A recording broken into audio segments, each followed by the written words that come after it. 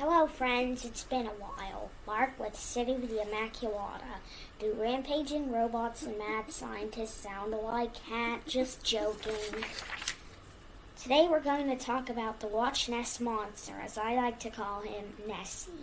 Nessie was first recorded in history by St. Columba. Later, a couple driving in their car saw Nessie. And, that couple, all they saw was about, the Nessie's big back and head popping out of the water, and scientists sent a submarine into Loch Ness, but all they saw was darkness. Some people think Nessie isn't real, but I know he's real. Godzilla is real too.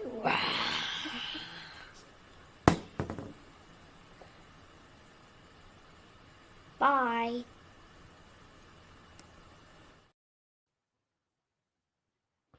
All right.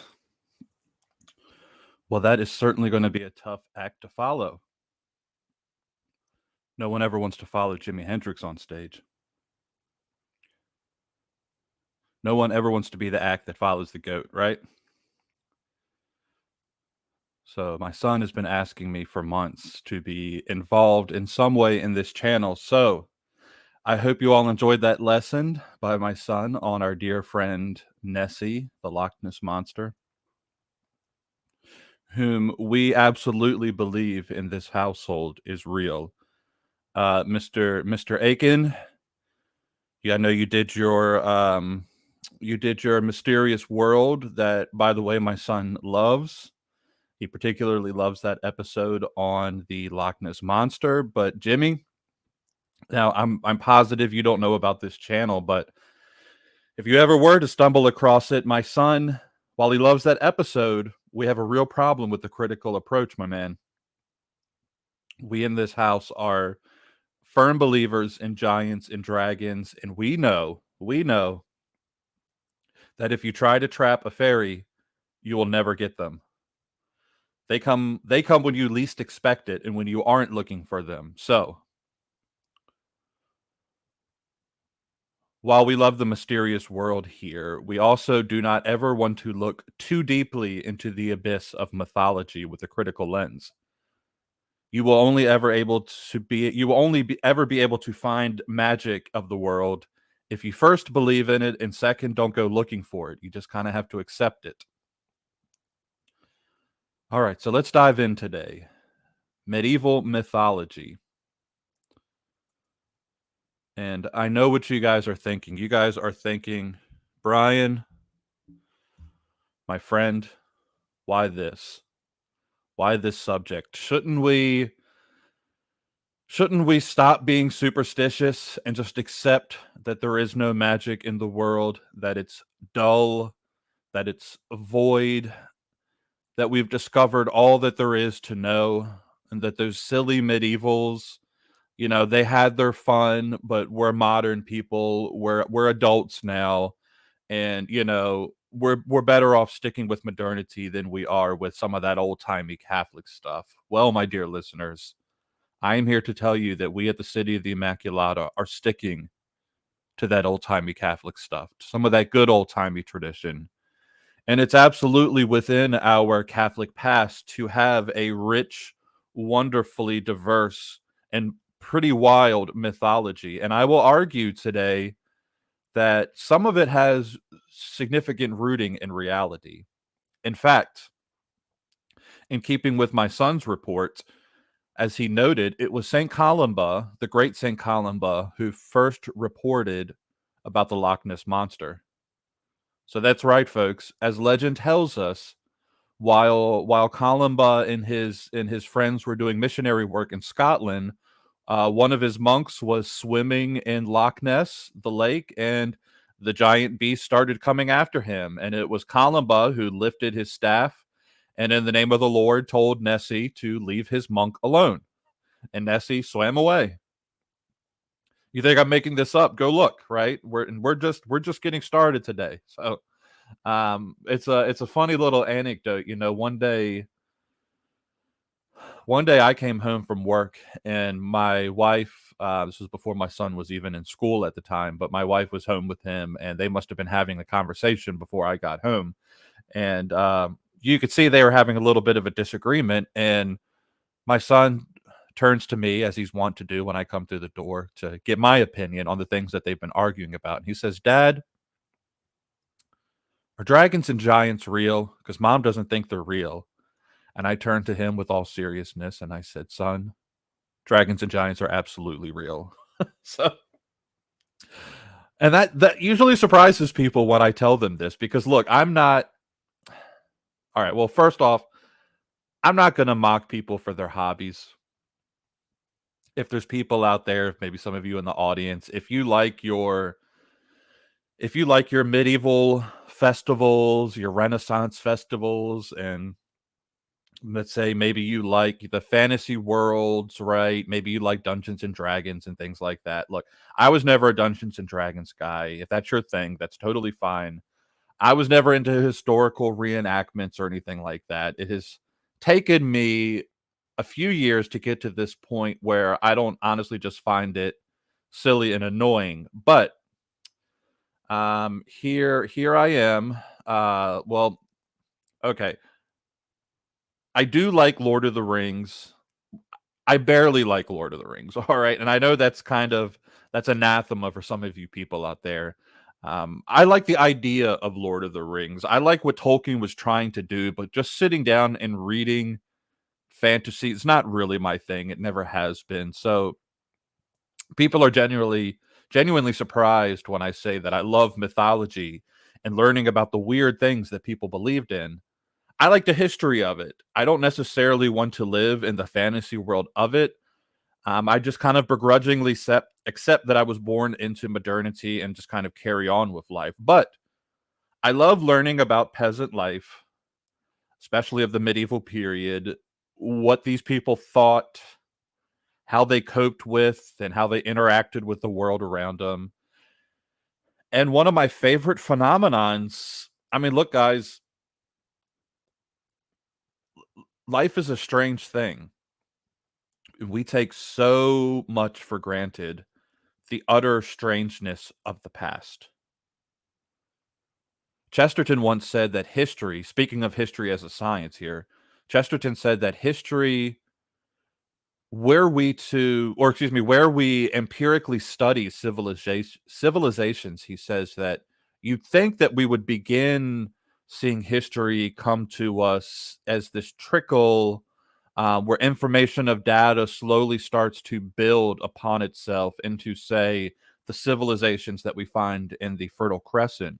Instead, as Chesterton notes, he said history comes at us like the curtains being drawn back on a play that's already well underway. It's like near absolute silence, and then bam, right? There's just a flood of cultures that are already well developed. It's an odd thing. Now, granted, in recent years, they have found Göbekli Tepe and a few other sites in Turkey that they're still uncovering. But even those sites leave kind of a massive, giant question mark on the science. Göbekli Tepe stems from an era when humans were still primarily hunter-gatherers.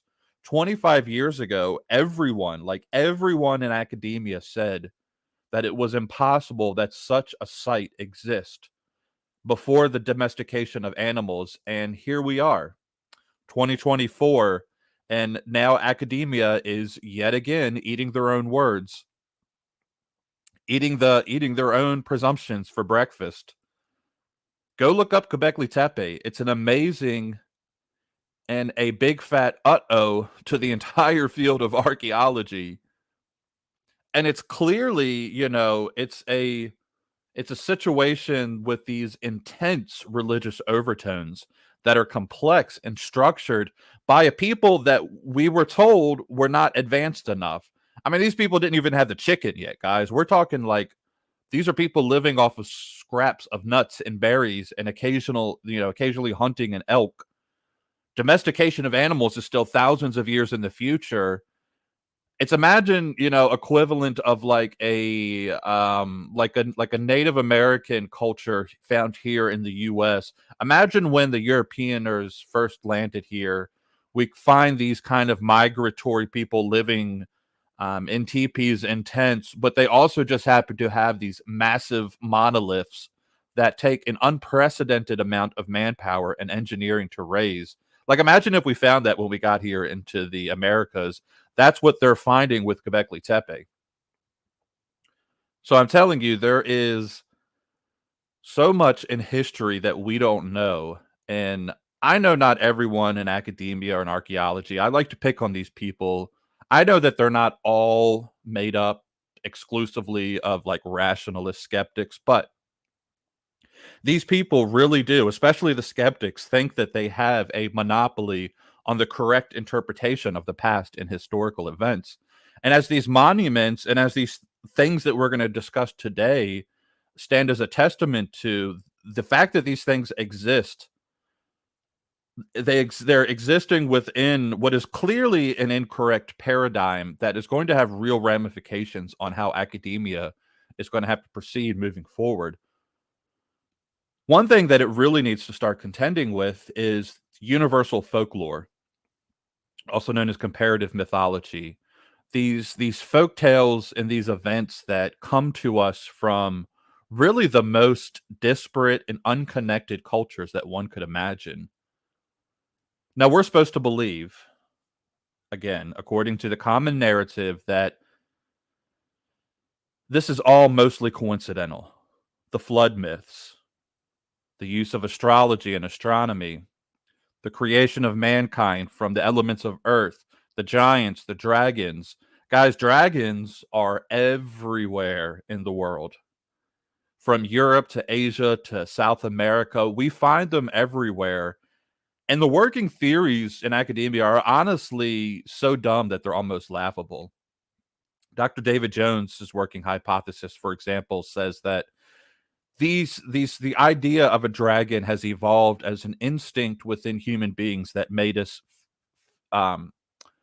going back to our primitive days, our fear of predators, specifically reptilian predators. So all of these unrelated cultures just happened upon this very same reptilian motif. Now, some people think that it's merely us looking back and imposing the dragon concept on unrelated things. And there may be an element of truth to that, as the dragon to the Germans, it's not a one-to-one thing as it would be to the Chinese, for example. But still, all things considered, a large winged reptile, often breathing fire, that serves a similar purpose in various cultures across various times and place that are unrelated to one another. One explanation that I think comes out of the, let's say, a natural inclination that I find utterly fascinating, and I wasn't aware of this until I started putting this lecture together, just how common it was, is certain myths that evolved around a fear of forests and the idea of a boogeyman. Now, what we have found is that the commonality between these stories tend to function as warnings and lessons for children. Now, many of you may never have considered that even for those of us of European ancestry, our Europeanized myths, that there are many, many tales surrounding bad things happening especially to little children in the woods. You take Little Red Riding Hood, Hansel and Gretel, Snow White. And the reason is, so the theory goes, is that the woods are just an incredibly dangerous place. I live in a heavily forested state. And I can tell you, this has happened to me before. You can get turned around very quickly and lost within a very small perimeter. And unless you're lucky and you know how to get out, you can possibly be never found again. Or if you are found, you're found as a rotting corpse. And if you ever wondered some of the savagery or some of the like demented macabre in that's within the nature of these children's stories, the idea here is that it was intended to scare children into not venturing into places that could harm them.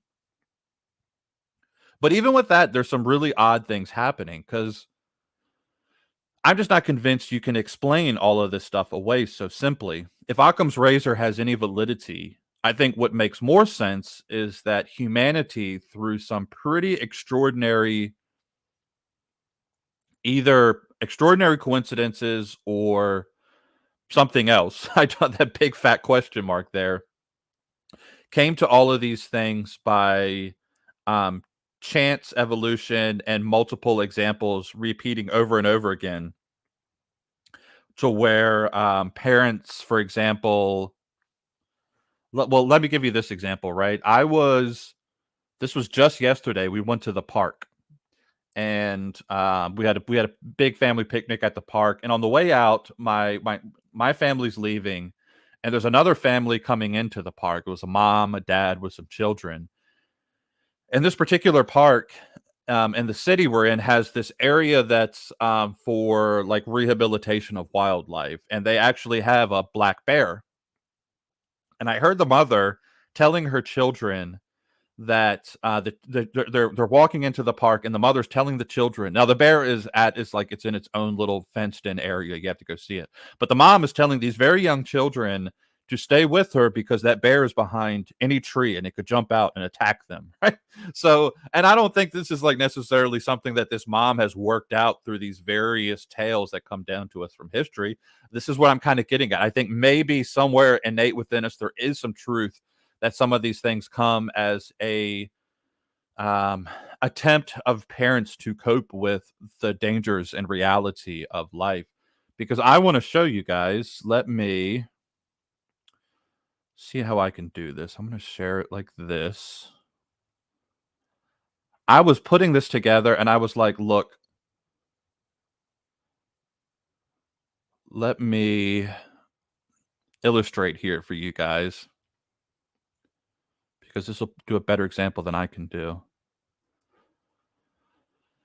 I was like, I just got to show this list. I could barely fit it onto one page. This is across the world, all the examples that I could find of various cultures, boogeyman, the equivalent of the boogeyman, which the commonality here is that it's this demon monster like figure that parents ubiquitously use to scare children.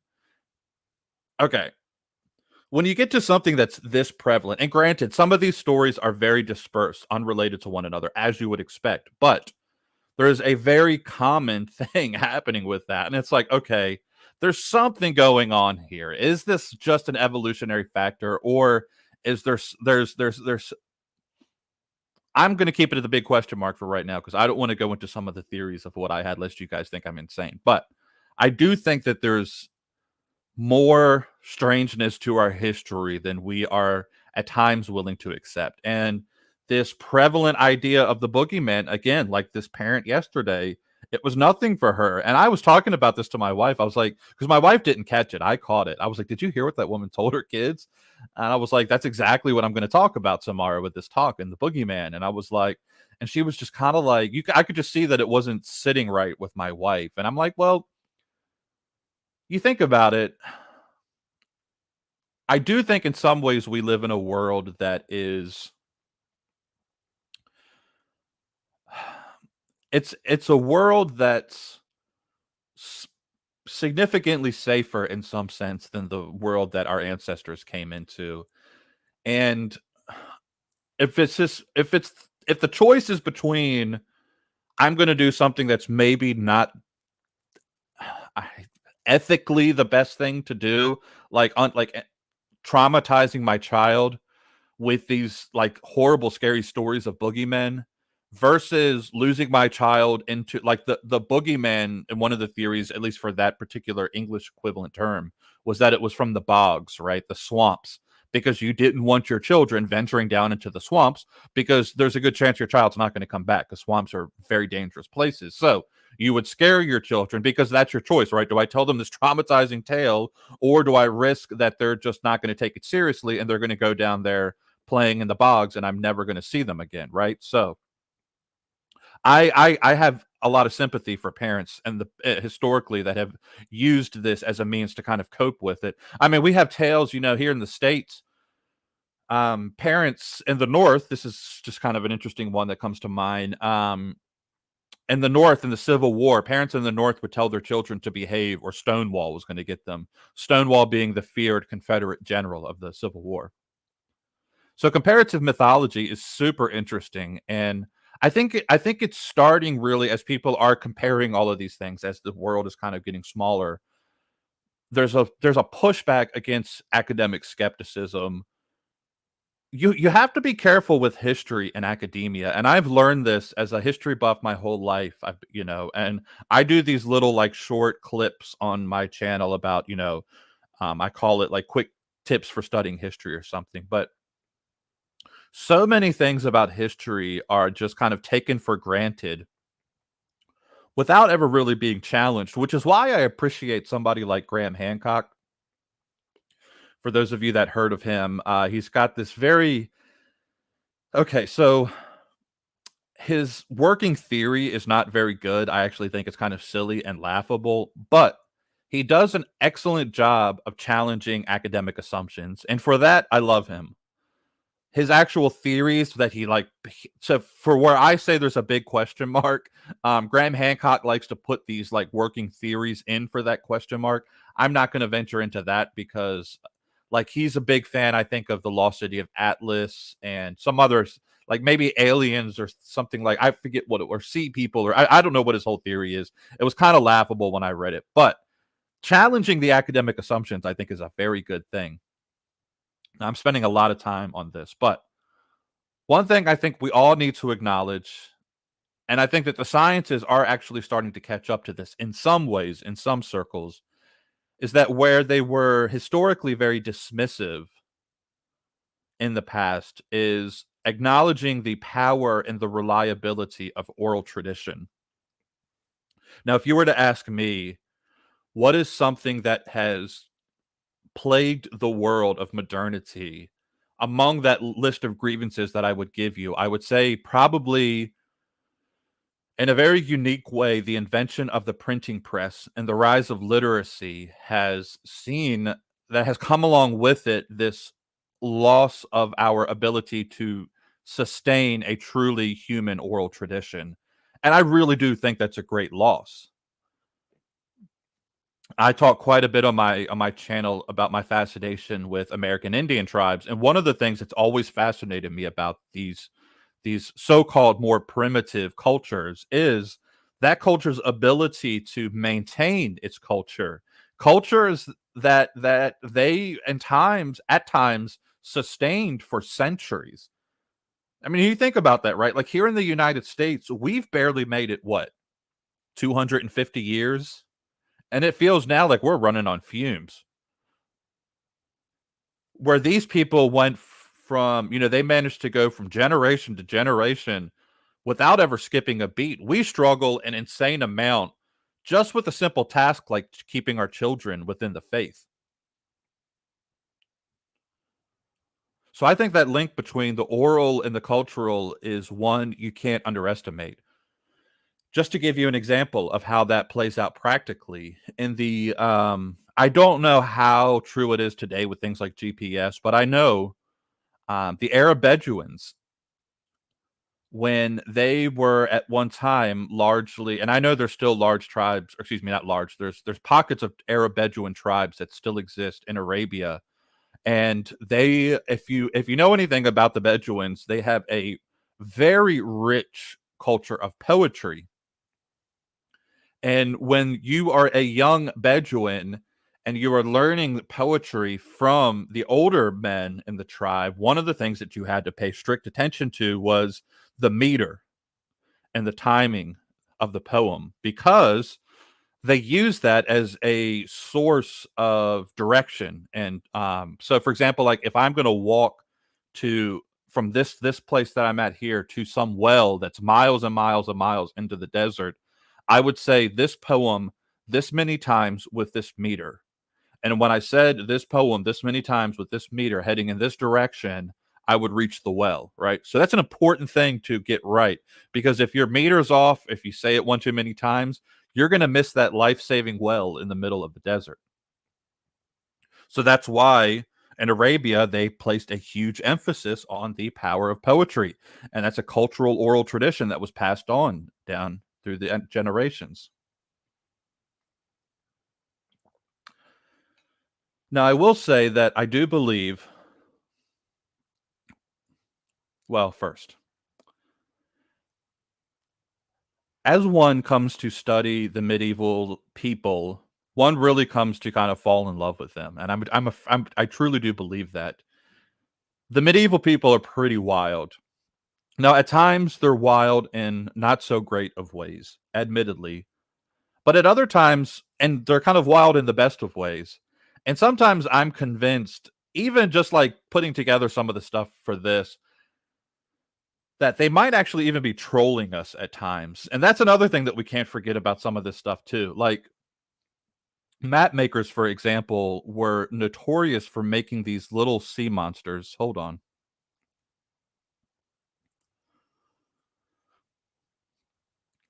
So if you look at some of the old maps, um, you've got this guy right here, right on the left of your screen, stage right.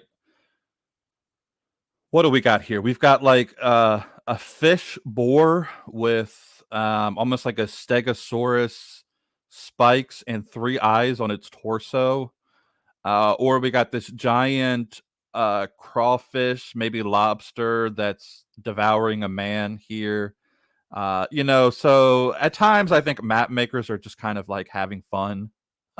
It's so I don't think it's not necessarily when you find these things, it's not so much the great mythology of our past. Maybe at times you're just dealing with the imagination of a strange dude that's just having fun with you. And so hundreds of years later, we're looking at these maps and we're like, wow, I'm going to go out on the quest for the boarfish, the four-eyed boarfish, or the giant lobster, where the map maker's really just sitting back trolling us. Now, this next one, I don't think that this one is a troll, but it is kind of fun. um, we also have just examples of historical ignorance. So you can imagine you're a monk somewhere in Europe. You've never left the continent before, but someone says, "Hey, draw me a lion," and you're like, "A what?"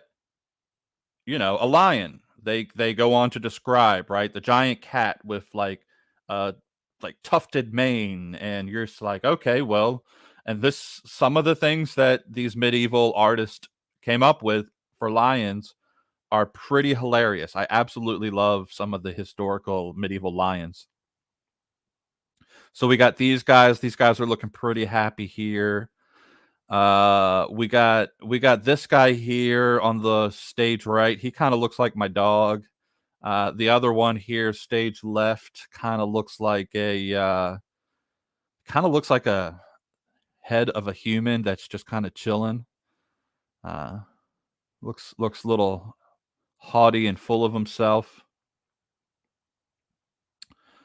So yeah, you do need to be skeptical at times when you're dealing with some of these things, but when something enters common lore, it should make us question a little bit, right? For example, like what about giants? These guys are pretty ubiquitous in medieval folklore. We hear about giants even in scripture, so we have to account for it that way. In most folklore, giants are said to be like dull, they're mean, they're greedy, they're kind of bullies, right? Think of like Jack and the Beanstalk, which is actually a story that has very, very ancient origins. You have the giant of oh gosh, what is it? Cerne Abbas, I think is how you pronounce it. It's the most ridiculous. Like, don't actually go look at this one, guys. I didn't include it. I don't even recommend looking it up. But it's this massive giant carved into the side of a hill in England, which has this very erect phallus, to put it bluntly. Now, there's debate that this actually has later origins, that it comes from the time of the English Civil War, but it's worth pointing out, no pun intended, that medieval people were obsessed with phallic imagery. You won't go you if you're interested in medieval art or some of these weird folklore things, you're not going to look far into it before you stumble upon it. So just be forewarned. So we've got giants. I really do think that there's something going on with giants that's in our past that we have to somewhat account for. Multiple cultures unrelated to one another across many times. We've mentioned already dragons. Much can be said about this. You can have your own subject, your own little lecture just on dragons. We, of course, have like pious legends of our saints defeating dragons. None more crystallized in the medieval mind than the hugely popular tale of St. George slaying the dragon, as depicted on. It's going to be your right, so I'm just going to say stage left, but it's your right. Um, every child, every young child in Europe would have been raised on and familiar with the story of St. George and the dragon, especially if you were from England. So I don't think we can easily dismiss this stuff, guys. I mean, I think it's a big mistake to completely wipe it out as just myth in the sense of being like not true, like no basis in reality. I think there's things that are going on here that we just haven't figured out yet. We also have the griffin. And this one is really interesting because we have saints like Saint Albert the Great cataloging this animal in his treatments on bestiaries, these medieval compendiums of animals. We have Saint Isidora says that the griffs are, quote, so called because they are winged quadrupeds, that this kind of wild beast is found in the Hyperborean mountains, and in every part of their body they are like lions. And in the wings and the heads, they are like eagles, and they are fierce enemies of horses. Moreover, they will tear men to pieces. So we have it showing up. Very, very interestingly enough, we have this showing up very common in European crests. Super, super fascinating to me. If you go, like, look for it from here on out, if you've never noticed it before, in royal crests, you'll be amazed at how commonly you will find the griffin in the royal crests. Legend has it that these animals mated for life, and the church actually like to use them as an analogous example for the church's position on how marriage was intended for couples for life. So it's one of these creatures, again, it crosses multiple expanses of place and time, from ancient Mesopotamia to Persia to Egypt to Greece into Asia. All right. But now, if he's not absurd enough for you, I know what you guys are asking. Well, what about some of the absurd ones? Well, we have the wonderful Banakan, a mythical cattle goat like creature who had inversed horns, who was said to shoot, I kid you not, was said to shoot flaming, fiery flurries of feces at anyone that they thought was attacking them. There's a wonderful little medieval tale that Saint Martha from Sacred Scriptures actually killed one of these Bonacons, and if you see them depicted, they are usually depicted as fire flames erupting from their rear, as it was said that they used that to escape. And I could imagine if I came across an animal that I was hunting that started shooting feces from its rear that was on fire, I'd probably run away from it too. Not strange enough, you say. Well, how about the Blemiers? Races of men that were said to have no head, rather, their faces were on their torsos. Again, guys, these are pretty widespread. I mean, we're talking from China to Spain. You find uh, people talking about the Blemiers, these people with no heads, no necks, literally just faces on their torsos. I've heard some ridiculous examples that there were these warrior races that crouched down in such a position that it looked like their heads had dropped into their torsos. You know, take that as realistically as you would like.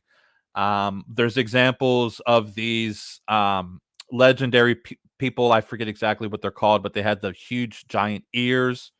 There's the ceopods, also known as the monopods, these races of people that have single legs.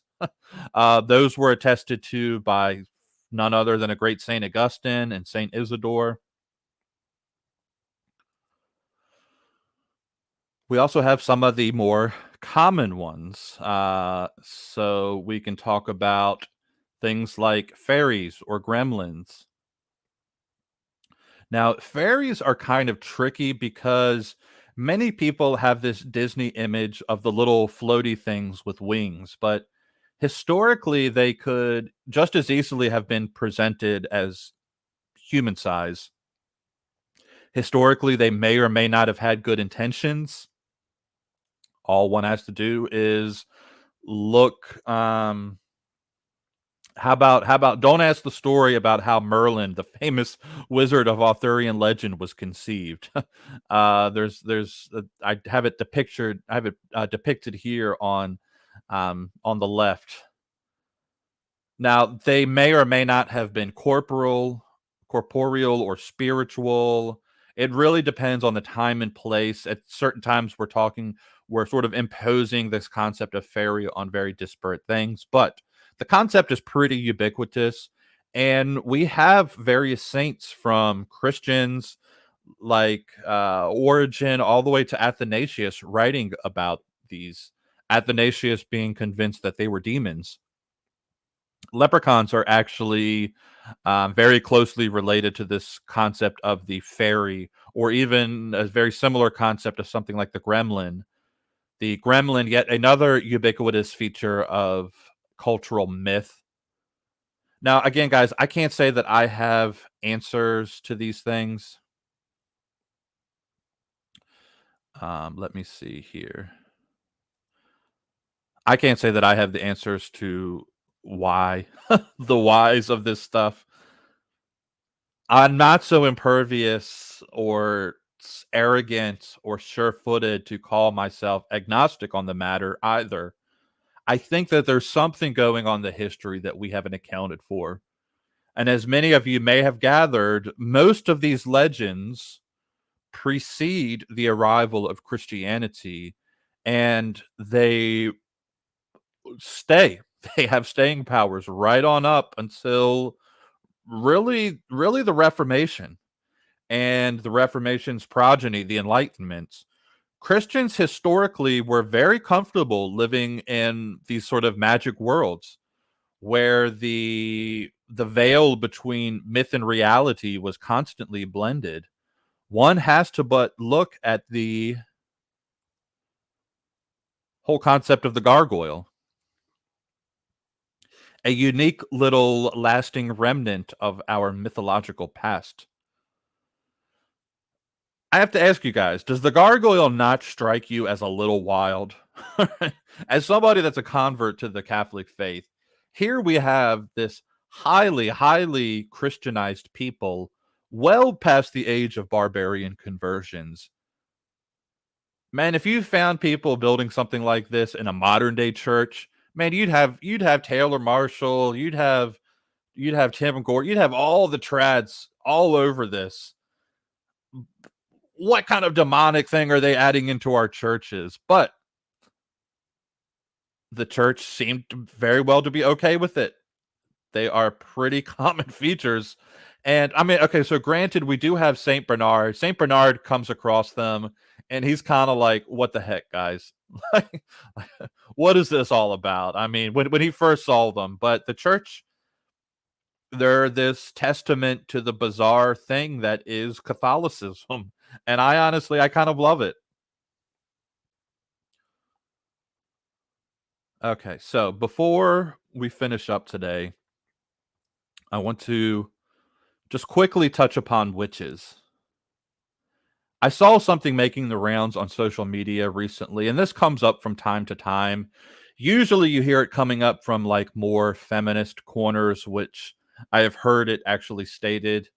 How do they say it? That you'll see certain feminists say that they're the granddaughters of the witches that weren't burned or something like that. I forget how this put, but I've also seen it, though I think at times it's tongue in cheek. I have seen young groups of, especially Catholic men online, saying that we should return to this practice. But just to be clear about that, to clear it up for you, oh dear listeners, witch burnings and witch hunts were not medieval. They come from the modern era mostly. Now we do have the like rumblings of the witch hunt hysteria in the late 15th century. And this to me though is you're kind of getting real close to the end there, the end of the end. Historians will argue about what exactly constitute the end of the medieval era. Some say the Renaissance, i.e., the late 15th century, but some say after the Reformation. But either way, you really don't see medieval people and what is clearly medieval times all that concerned about witches. Most of the time, even if the population started getting kind of whipped up over the church, I mean, over witches, the church would just kind of step in and suppress it. Kind of write it off as sort of mob hysteria. For example, we actually have the great Pope Saint Gregory the Seventh in 1080 forbidding witches to be put to death for being suspected of having caused storms or the failure of crops or pestilence. Right on up to the institution that infamous institution known as the Inquisition, which was itself ever suspicious not of witchcraft but of accusations of it, which is a really fascinating thing. Wrap your mind around that. The Inquisition, if you as a person or a group of people said, "Hey, we got some witches over here," the Inquisition would start questioning you, right? What is your purpose? What's your motive behind this? Even as late as the trial of Saint Joan of Arc, it was immediately like recognized as a slanderous event led by corrupt clerics doing the bidding of the state. The first really like great witch hunt began in Germany under a Lutheran prince where 62 women were executed. But from there, it kind of spread across Europe to mostly Protestant areas with few exceptions, including the infamous Salem witch trials here in the United States, which saw the last of the executed in the Salem witch trials was actually a young Catholic servant woman. And one of the reasons why she was put on trial was because she was Irish. She was a servant. She spoke mostly Gaelic. She didn't speak much English. And when they brought her up in front of the trial and they asked her to pray, she only knew how to really pray the Our Father in Latin, which, of course, to the hunters at the Salem witch trial was a sure sign of witchcraft. As well, when they went back and raided her room, they found what they call little symbols of demons and things, which actually we kind of know today that they were icons of saints that she was venerating. So very sad story about a young Catholic here in the United States that was executed for witchcraft. So just be careful, guys, when you like venture into some of this history and you start making accusations of things.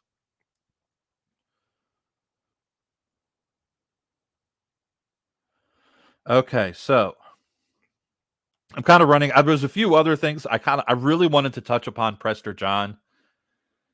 I wanted to touch upon astrology as well, get into some of the weirdness of those two things. Prester John is, I probably have to come back. There's probably a reason I could come back around to him at a later time. He was this, there was this belief that grew up in the Middle Ages that there was somewhere in the Orient, in the East, there was this lost great Christian kingdom and it was presided over by a priest named John, Prester John, and there was so much like interesting folklore that grew up around this legend, and it was motivating factor at times for the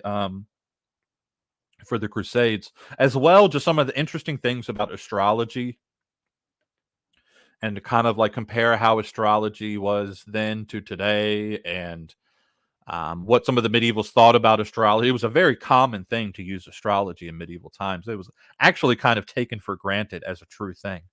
But that would just take me well over an hour to even get started in that. So let's see. Phil Gonzalez, my friend, good to see you there in the chat. Swamp Thing, yeah, you're talking about the Boggy Man, right? Swamp Thing, for those of you that is Swamp Thing even still, that was like a comic book, I think, from the 80s, and they made a TV show out of it. Yeah, that's like a modern equivalent of our own Boggy Man story, right? I couldn't, like, let me just go back one time. I just like wanna just one more time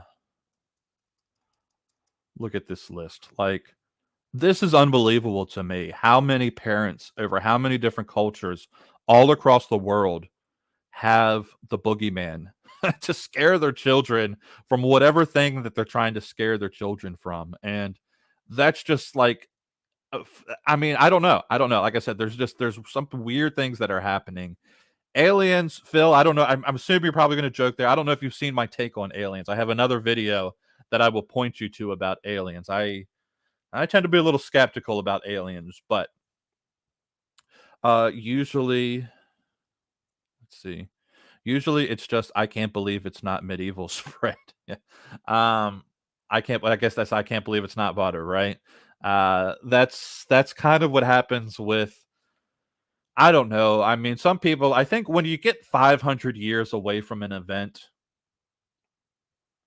it's easy for people to lose sight. 500 years ago, you're basically like have stepped into modernity by the time that you get to 500 years ago. I mean, you're talking the Reformation happens, the printing press.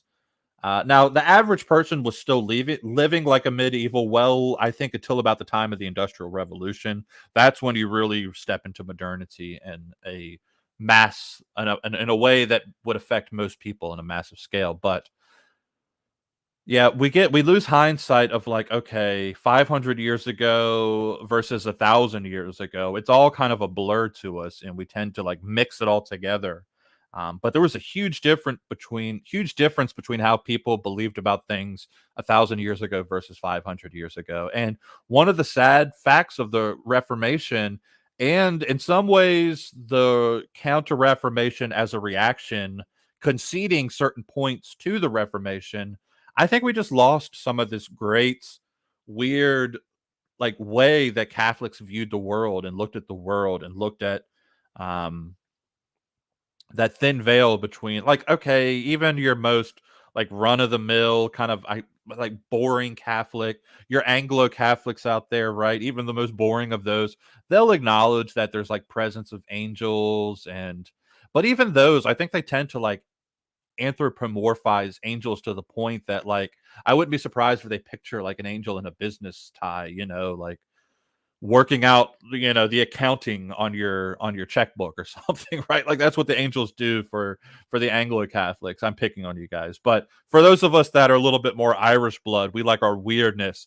Our angels are, our angels are fighting on the head of a pin about how many of them are able to fit on the head of that pin, right? That's what we're really concerned about is the Irish. So anyways, guys, that's what I got for you today. I hope you enjoyed this one. Be on the lookout. I got some Franciscan stuff coming for you guys here pretty soon.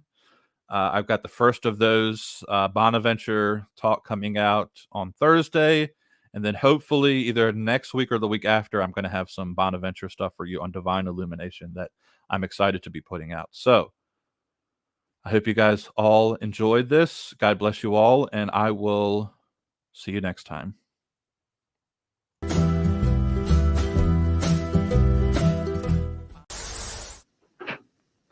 Honey, their coffee can't hold a candle to yours. Instant Folgers taste good as fresh perked. This is Earth, the year 2100. This is the headquarters of Space Patrol. And men from Earth, Mars, and Venus live and work there as guardians of peace. In the nation's capital, President Johnson today welcomed British Prime Minister Douglas Hume.